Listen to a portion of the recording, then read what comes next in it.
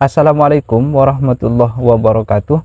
Alhamdulillah kawan-kawan sekalian, hari ini kita bisa bertemu kembali dalam keadaan sehat walafiat tanpa ada halangan apapun. Mudah-mudahan kita selalu dalam lindungan Allah Subhanahu wa taala. Baik kawan-kawan, untuk materi hari ini yaitu adalah materi yang pertama, yang awal, yakni kitab Daqaiqul Akhbar. Adapun poin ataupun kasus yang akan kita angkat pada pertemuan kali ini yaitu adalah kasus yang sering kita dengar dan sering kita ketahui perihal ataupun mengenai mayit. Maksud saya begini, ketika ada mayit ataupun ketika ada orang yang meninggal, maka nanti akan ada 3 kemungkinan yang akan terjadi. 1, akan ada yang menjeriti mayit tersebut. Kedua, akan ada orang yang menangisi mayit ini. Dan yang ketiga, akan ada orang yang bersabar atas terjadinya musibah ini. Baik, untuk kasus yang pertama yaitu adalah an-nauhu ataupun menjerit. Apa hukum daripada menjerit ataupun bagaimana tanggapan syariat mengenai kasus ini? Jadi kalau di dalam kitab Daqaiqul Akhbar dikatakan bahwa an-nauhu menjerit pada mayit lantaran mengekspresikan kesedihan ataupun mengekspresikan rasa duka sampai ditampakkan dengan sikap jeritan, maka nanti hal itu hukumnya haram. Ya, paham ya? Jadi kalau ada orang yang meninggal, salah satu keluarga kita meninggal, jangan menjerit karena itu haram. Yang lebih parah lagi, ada ancaman dilaknat oleh malaikat yang ada di langit ataupun yang ada di bumi ini. Yang lebih ngeri lagi, nanti ketika sudah sampai pada masa pembangkitan dari alam kubur, dibangkitkan dalam keadaan telanjang. Oleh karena itu, sebagai catatan, apabila ada keluarga kita yang meninggal ataupun yang mati, maka jangan sampai kita menjerit. Biasanya yang saya dengar ataupun kasus jeritan yang saya ketahui, biasanya itu akan menjerit begini. Saya contohkan ya. Ya Allah le, mau isih bal-balan, mau isih ngarit, saiki wis mati le, misalkan. Ini kan contoh daripada jeritan. Ya karena ini konten makanya saya nggak menjerit kawan-kawan. Mungkin kalau saya contohkan dalam contoh yang nyata sebagaimana yang pernah saya saksikan, ya nggak jadi konten nantinya. Baik. Jadi sekali lagi, haram hukumnya untuk menjerit. Kasus yang kedua kawan-kawan yaitu adalah menangis atau menangisi mayit, al-buka. Di sini dikatakan kalau dalam Daqaiq itu redaksinya pakai redaksi la ba'sa, tidak ada bahaya ataupun tidak ada konsekuensi yang negatif apabila seseorang menangisi mayit. Atau bahasa kita itu sangat diperbolehkan lah ya untuk menangisi mayit. Kenapa sampai saya berani berkata demikian? Ya karena memang hal itu pernah dilakukan oleh Nabi kita, yaitu Nabi Muhammad SAW. Kapan Nabi melakukan itu? Yaitu ketika putra beliau Sayyidina Ibrahim meninggal dunia ataupun wafat. Ketika itu Nabi mengeluarkan air mata, dan sahabat Abdurrahman bin Auf yang menyaksikan hal itu bertanya kepada Nabi, wahai Nabi, apa ini? Air mata apa ini maksudnya? Kenapa Anda kok menangis? Bukankah Anda telah melarang kita untuk menangisi mayit? Akhirnya Nabi menjawab, aku tidak pernah melarang tangisan kepada mayit. Yang aku larang yaitu adalah 2 suara yang menjijikkan, yang menjengkelkan, as-sautaini al-fajiraini al-ahmaqaini. Kalau dalam redaksi Daqaiqul Akhbar ya.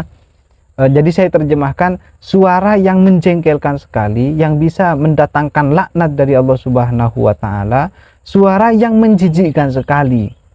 Suara-suara sebagai simbol bahwa yang memiliki suara itu adalah orang yang bohong. Apa itu?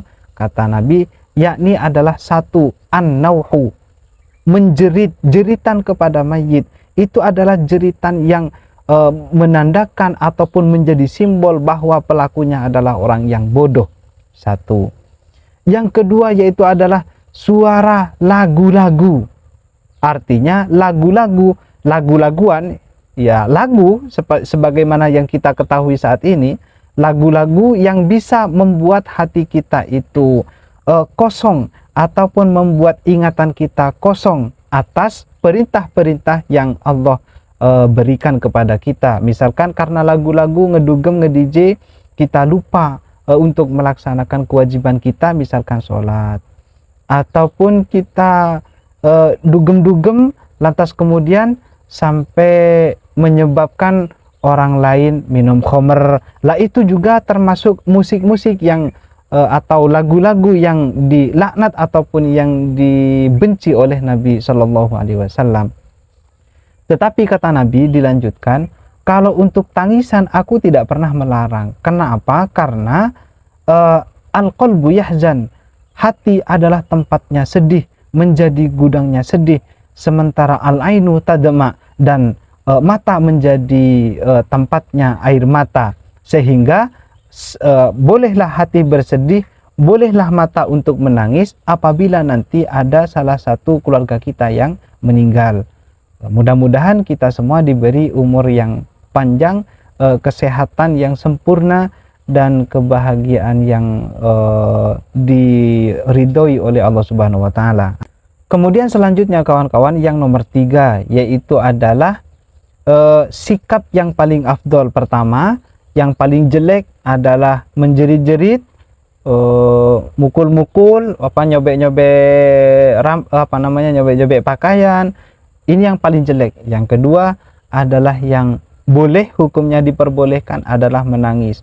Yang ketiga yaitu adalah al-afdol, yaitu bersabar, berpasrah kepada apa yang telah Allah tentukan, apa yang telah Tuhan tuliskan. Berdasarkan hadis qudsi, yaitu firman-Nya Allah yang tidak dituliskan di dalam Al-Quran, melainkan langsung diceritakan oleh Nabi, di mana Allah Ta'ala berkata, manistaslama li qodoi wa sabaru ala balai wa syakaro li na'mai aktubuhu siddiqon wa ab'athuhu ma'as siddiqin. Kira-kira begitulah ya.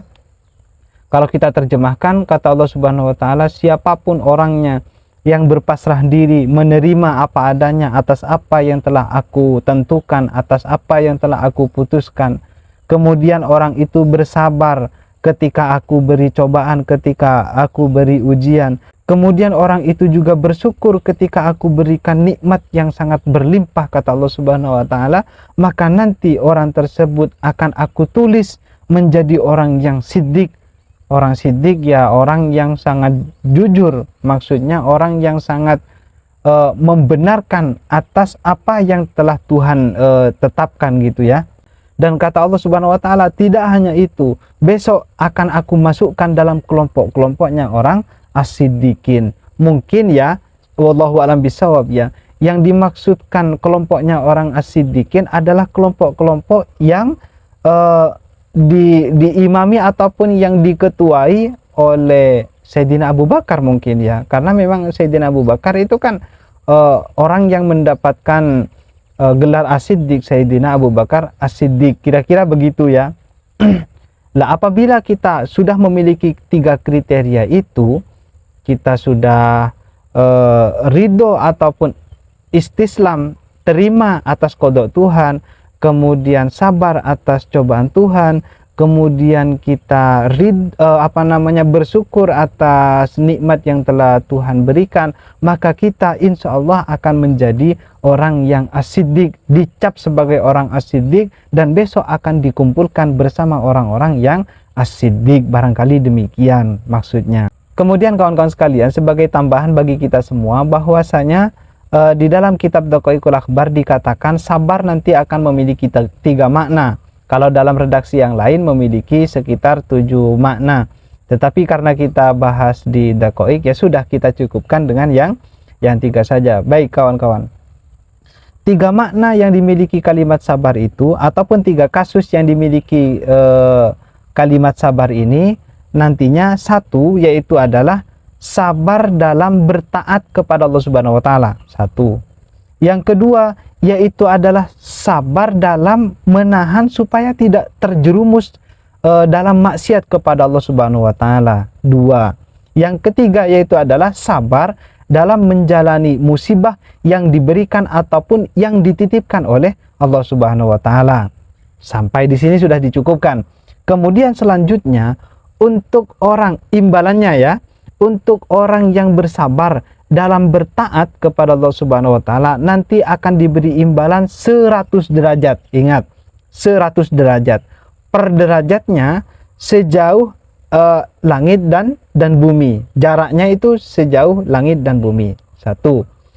Yang kedua, adapun orang yang sabar dalam menahan diri supaya tidak terjerumus dalam maksiat kepada Allah Subhanahu wa taala, nanti akan diberi imbalan 600 derajat dan jarak per derajatnya juga sama, yaitu ma bainas sama wal ard, antara langit dan bumi. 600 bagi orang yang menahan maksiat. Yang ketiga adalah orang yang bersabar dalam menjalani musibah dari Allah Subhanahu wa taala, maka imbalannya tidak terhingga, tidak dapat dihitung saking banyaknya. Ini kawan-kawan ya, sebagai pengetahuan bagi kita semua, sebagai catatan bagi kita semua, bahwa kalau pahala taat itu 100 atau imbalan taat kepada Allah Subhanahu wa taala itu 100. Yang kedua, imbalan daripada menghindar dari maksiat 600.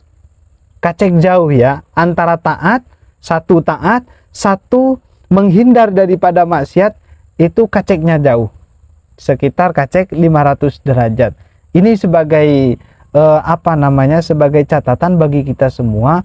Selain kita memang dituntut untuk taat kepada Allah Subhanahu wa taala, kita juga dipaksa sekuat mungkin supaya jangan terjerumus dari ke maksiat kepada Allah Subhanahu wa taala. Atau kalau kita boleh meminjam bahasanya anak muda zaman sekarang, yaitu adalah kalau tidak bisa membuat orang lain tersenyum, setidaknya jangan sampai membuat orang lain bersedih.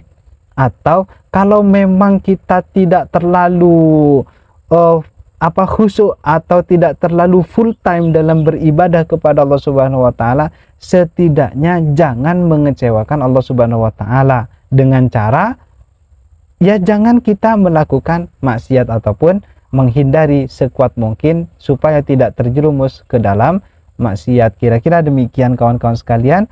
Mudah-mudahan menjadi perhatian bagi kita semua. Akhiran, wassalamualaikum warahmatullahi wabarakatuh.